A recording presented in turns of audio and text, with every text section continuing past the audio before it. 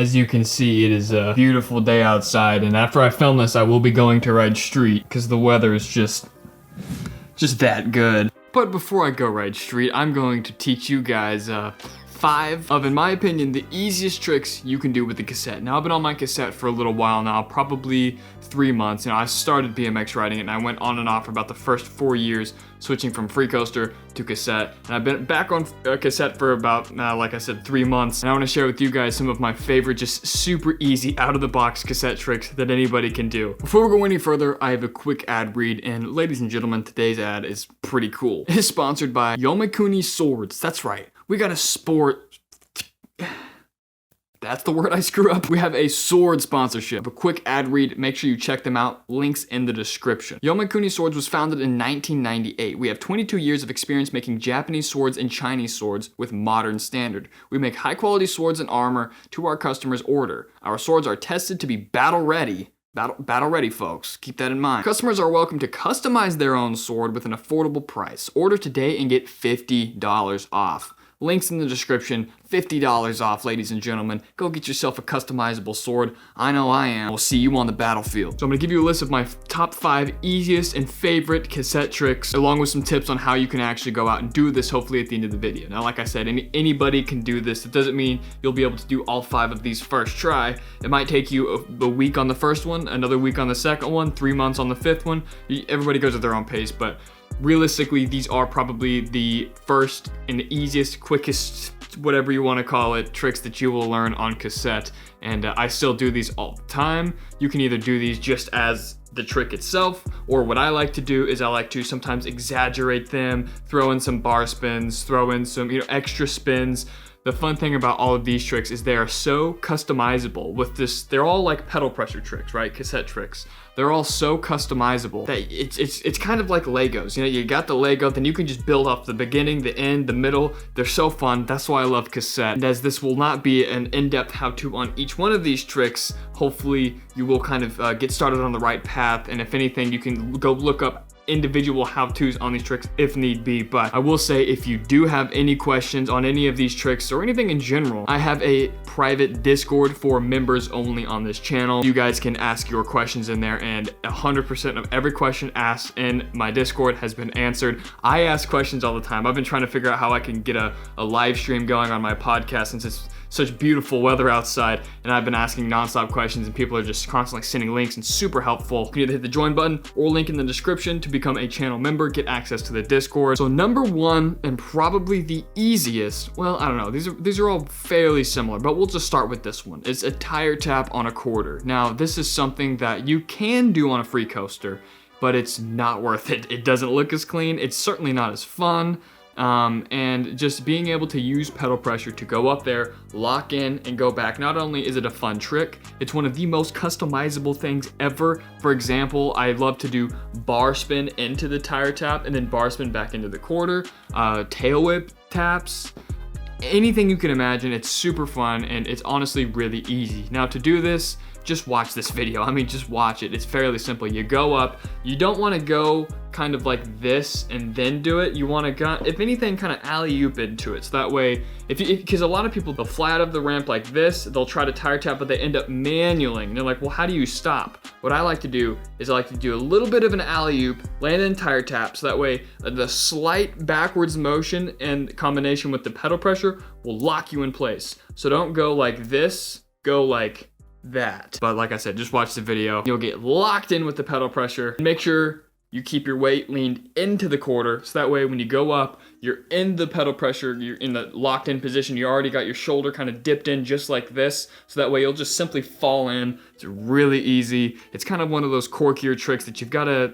experiment a few different forms. You'll get it figured out, I promise. It's a super fun trick. Number 2, kind of obvious, but it's a full cap. And once again, once you learn this trick, you can do a bajillion different spin-offs, including another trick on this list. You'll have to learn full caps first. Basically, what you're gonna do is you're gonna do a normal 180, and you're gonna go to where you're gonna fake you out just like normal. But instead of faking out, once you get about 90 degrees, whenever you're doing that faking, once you get about to the 90-degree mark, whenever you would normally just spin it back around and roll out, that's when you're gonna pedal pressure, crank down on your front pedal. You're gonna pedal pressure, crank down, lift up, So that way, whenever you're going in fakie, here's 90 degrees, lift up pedal pressure, and then that's gonna spin you like that. And then the last half of the trick is simply just following that momentum that you've created and just doing another little 180. Go to where you're gonna fakie out, carve until about 90. And at this point, when you would usually roll out and fakie out, this is when you're gonna lift up pedal pressure, pivot that, swing it around, and do the 180. Using that pedal pressure and fakie and twisting motion, all of that stuff combined is going to make this 180 super easy. It might sound like a mouthful and it's kind of hard to explain. It might even look difficult, but I promise you, go try a few full cabs. Watch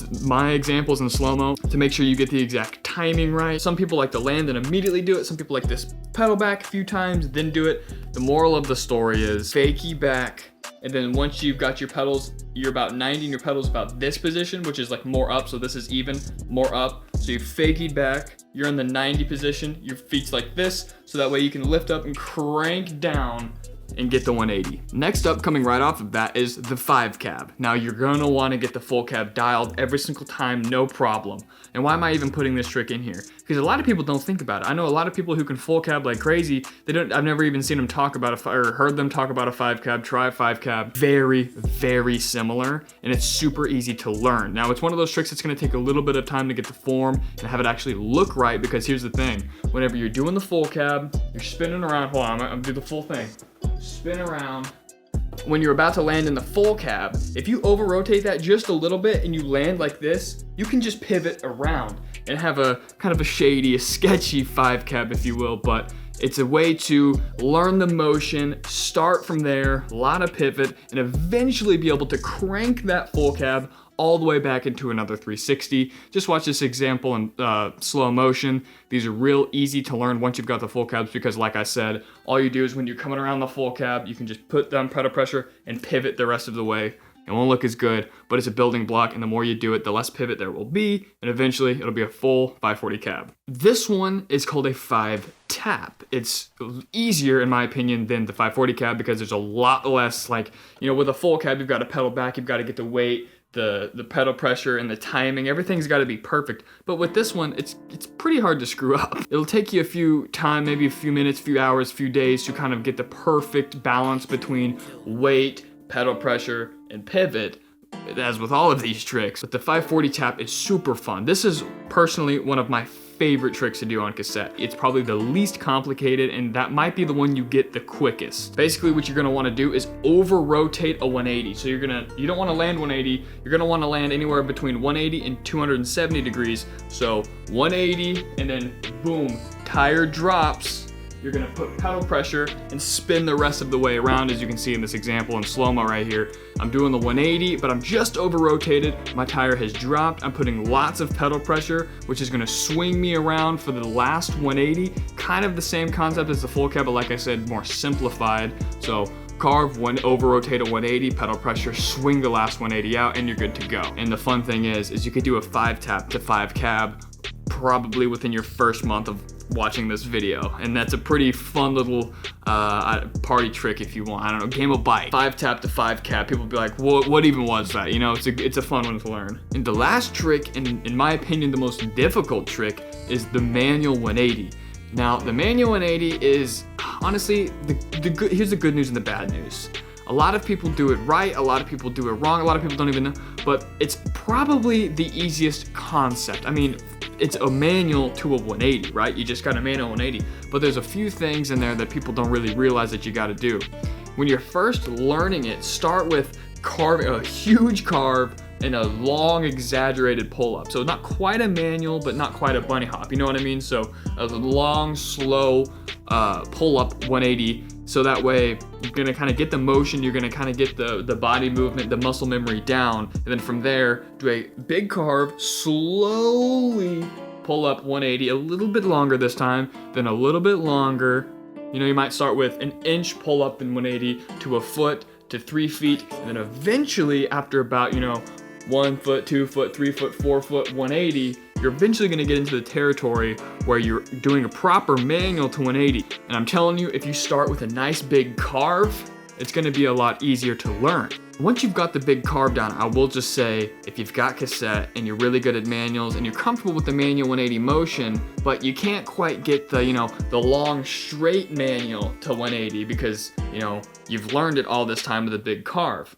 I promise you, if you lock into a manual, you could hold a manual for a mile, then eventually you'll be able to just kind of dip your shoulder last second out of that straight line manual. You'll be able to dip your shoulder, carve out, then it's the exact same concept as you've always done. Like I said, that's probably the simplest but most difficult trick on this list. It's gonna take the longest time because not only do you have to get used to a really weird 180 kind of pull motion, you also have to get good at manual, so it's really like you've got to master 2 tricks in one. Even though it's simple, it's difficult, but you'll get it.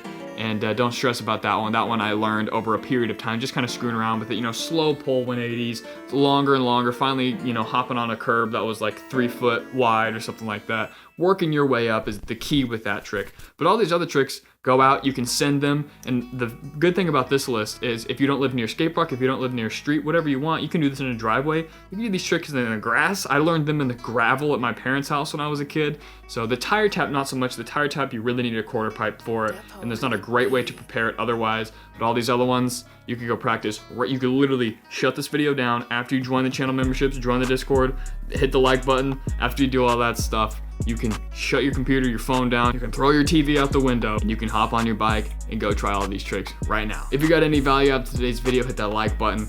As you can see, the weather is beautiful, so I'm gonna probably slow down the uploads a little bit because I just wanna take advantage of the nice weather. Hit the pool, go swimming. It's pretty much irresistible, so I'm gonna go take a dip for the next probably month. So hop on over to my podcast if you wanna stay up to date on whatever nonsense I have going on. Anyway, I hope you enjoy this video. I will see you next time.